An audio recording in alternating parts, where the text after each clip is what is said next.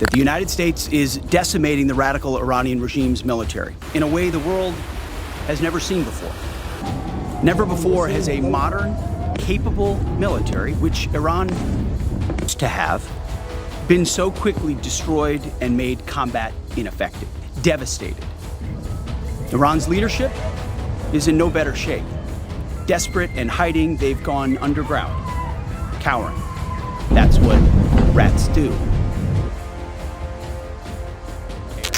When every last diplomatic effort has completely shattered, the Pentagon is forced to make its heaviest and most brutal decision. They don't send the special forces. They don't send the light infantry Marines.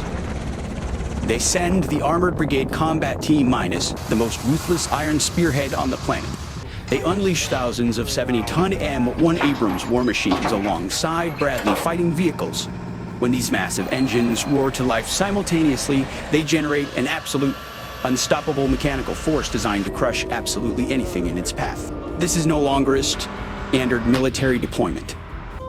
This is exactly how the United States mobilizes the entire, crushing weight of its military-industrial complex to win the fight.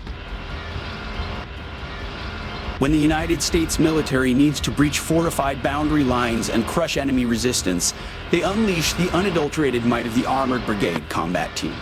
Built around apex predators, the M1 Abrams tank and the M2 Bradley fighting vehicle. This is the most destructive ground force on the planet. But before these titans can violently evict the enemy from their trenches, they have to survive their own brutal reality. Tanks are mechanical nightmares.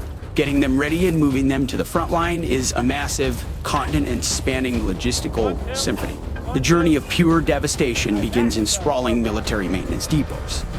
An Abrams is a 60-ton behemoth of heavy steel, complex electronics, and high-pressure hydraulics.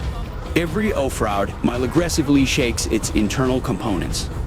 They return battered, armor-scarred, and engines choked with dust. Under blinding warehouse floodlights, specialized mechanic strip these beasts to the bone. There are no quick fixes here. When an Abrams turbine engine fails, mechanics use massive cranes to rip the entire power pack out and drop a brand new one in.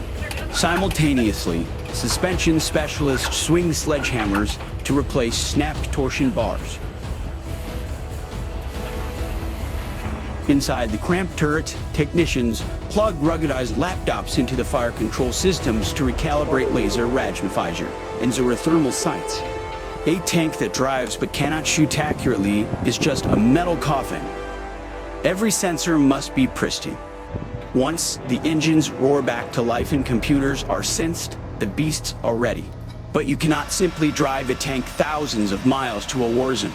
Doing so would destroy the tracks and exhaust the crews before they even see the enemy. You have to carry them at military rail yards. Ground guides direct massive tanks onto reinforced flatbeds. Loadmasters lock the armor down with heavy-duty steel rigging, pulling every chain to maximum tension. Hundreds of flatbed cars snake across the American heartland, heading directly toward deep-water military ports. When these rail convoys reach the ocean, the terrifying scale of the operation becomes clear. Massive roll-on, roll-off vessels from the military sea lift command drop their heavy steel stern ramps with an earth-shattering crash. Jet engine whine of the Abrams echoes across the harbor as they dart into the cargo holds. 70 tons of shifting steel below deck in an ocean storm would capsize the vessel, so there is room for error. While Bradleys fill the upper levels. Once in open water, guided missile destroyers from an impenetrable perimeter and attack submarines silently clear the waters ahead. Weeks later, the steel ramps drop onto foreign soil. When the paved roads end, the heavy haulers take over. The tanks are immediately loaded onto heavy equipment transporters, or HE. These massive, multi-wheel trucks haul heavy armor over hostile, unforgiving terrain. Driving a truck carrying a 70-ton load through deep mud up steep gradients, often under the cover of night, requires absolute precision. These convoys push rapidly to forward staging areas near the hostile border. When the final order comes down from high command, the transport trucks are left behind. The tanks hit the dirt. The battle begins. the Armored Brigade combat team forms up in a sweeping tactical wedge formation. This is combined arms warfare in its most unstoppable form. The M to Bradleys push forward on the outer flanks as the sharp eyes and protective shield. The M1 Abrams form the crushing, heavy core. Enemy armor is detected several miles away, camouflaged in dug and deep Isla-D positions. They think they have the element of surprise. They are entirely wrong. The Bradleys react first. I-Gunner spots a heat signature. The TOW anti-tank missile launcher snaps up and fires. The wire-guided missile streaks across the desert, slamming directly into the enemy vehicle, obliterating it in a blinding flash of secondary explosions. Then, the true inescapable nightmare arrives over the crest of the hill. The M1 Abrams roll over the ridgeline at 40 miles per hour. Bouncing violently over rocks, their main guns remain perfectly stable, locked onto targets by advanced gyroscopes. Through thermal sights, camouflaged enemy tanks glow bright white. The laser magnifies it engages. The target is locked. Fire. The 120mm Smut Herbert gun unleashes hell. A depleted uranium dart leaves the muzzle faster than the speed of sound. Relying entirely on sheer kinetic energy, it punches cleanly through thick frontal armor, instantly vaporizing the interior of the enemy tank in a massive, catastrophic kill.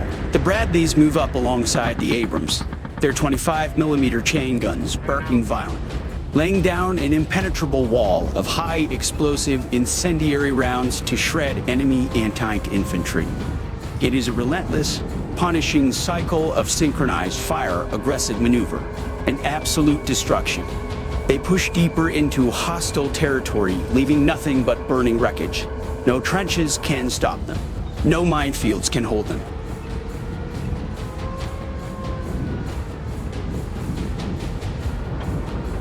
This is an eviction notice delivered violently by 70 tons of American steel. The battlefield now entirely belongs to them. Thanks for watching. If you want more tactical deep dives and raw military logistics, hit that subscribe button. We'll see you on the next frontline.